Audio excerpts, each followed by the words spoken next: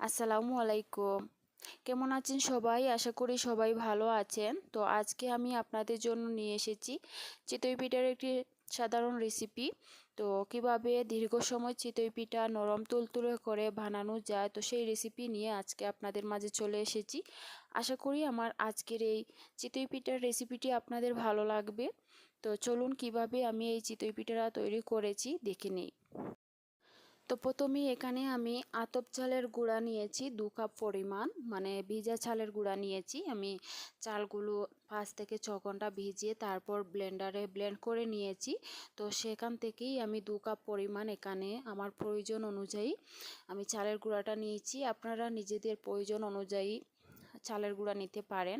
তো আজকে এই চিতই পিঠার মধ্যে একটি অন্যরকম মানে ফ্লেভার থাকবে, একটু ভালো লাগবে। ফ্লেভার বলতে আমি এর মধ্যে শুধুমাত্র আনকমন একটা জিনিস মিশাবো। তো আমি এখানে স্বাদ অনুযায়ী লবণ দিয়ে দিয়েছি। সাধারণত কিন্তু চিতই পিঠার মধ্যে শুধুমাত্র লবণ দিয়ে আর পানি দিয়ে কিন্তু ব্যাটারটা গলিয়ে নেওয়া হয়। তো এখানে কিন্তু আমি পানি দিয়ে গরম মানে কুসুম গরম পানি দিয়ে গুলে নিচ্ছি। আর আমি গোলমরিচ দেব এর মধ্যে। তো গোলমরিচের গুঁড়াটা আমি পরে দেব। তো যারা মানে চাটনি দিয়ে চিতই পিঠাটা তো মানে খেতে পছন্দ করেন, শুটকি চাটনি বা পুদিনা পাতার চাটনি বা যেই চাটনি দিয়ে খেতে পছন্দ করেন, তাদের জন্যই কিন্তু আমার আজকের এই চিতই পিঠার রেসিপিটি।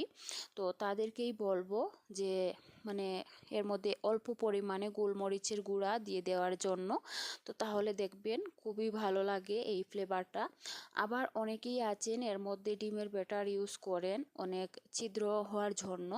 তো তারা কিন্তু মানে অতিরিক্ত ছিদ্র যারা পছন্দ করেন বা যাদের চিতই পিঠার মধ্যে ছিদ্র হয় না, তাদেরকে বলবো একটি ডিম ফেটিয়ে কিছুটা পরিমাণ ডিমের ব্যাটার এই চিতই পিঠার ব্যাটারের মধ্যে দিয়ে দিতে। তো তারা কিন্তু দিয়ে তৈরি করতে পারেন। যারা মিষ্টি জাতীয় কোনো মানে গুড় দিয়ে খেতে পছন্দ করেন বা চায়ের সঙ্গে খেতে পছন্দ করেন, তাদেরকে বলবো গোলমরিচ এবং মানে এর মধ্যে ডিমের বেড়াটা না দেওয়ার জন্য। তো আমি চুলায় একটি কিন্তু সাধারণ যেই কড়াই থাকে পাতলা টাইপের ওইটা আমি বসিয়েছি। তো আমার কাছে কিন্তু লোহার ভারী কোনো পাতিল মানে নেই, কড়াই নেই। তাই সেজন্য আমার কাছে যেই কড়াইটা ছিল সেটাই আমি একটু তেল লাগিয়ে টিস্যু পেপার দিয়ে মুছে নিয়েছি। তারপর ব্যাটার দিয়ে আমি 2 মিনিটের মতন অপেক্ষা করব। চুলার আঁচটা কিন্তু একদম লোতে রেখেছি, তা না হলে কিন্তু পুড়ে যাবে আর ভিতরটা কাঁচা থেকে যাবে, ভালো হবে না। তো সেই জন্যই। তো কিছুক্ষণ পর ফিরে আসছি। একটি ঢাকনা দিয়ে ডেকে দিয়েছিলাম আর ঢাকনার মধ্যে যে ছিদ্র ছিল সেটাও কিন্তু বন্ধ করে দিয়েছিলাম। তো পুরো 2 মিনিট লাগেনি, এর ভিতরে কিন্তু হয়ে গিয়েছে। আর এই যে দেখুন পিছনটা কিন্তু একদম পুড়ে যায়নি, খুবই সহজভাবে উঠে এসেছে। তো এইভাবে করে আমি সমস্ত চিতই পিঠাগুলো বানিয়ে নেব। তো আমি আরও একটু পিঠা দিয়ে দিয়েছিলাম। আর যে দেখুন এর মধ্যে কিন্তু অনেকগুলো ছিদ্র হয়েছে। তো ছিদ্র হওয়ার জন্য কিন্তু মানে কোনো রকমের বেটার লাগে না। যাদের চিতই পিঠার মধ্যে ছিদ্র হয় আপনা আপনিতেই হয়ে যায়। আবার যাদের পিঠার মধ্যে মানে ছিদ্র হয় না তারা কিন্তু ডিম ইউজ করতে পারেন। আর আমি আরও একটি কথা, মানে আমার ভিডিওটা স্কিপ হয়ে গিয়েছিল যখন আমি গোলমরিচের গুঁড়া অ্যাড করেছিলাম, গোলমরিচের পাউডার।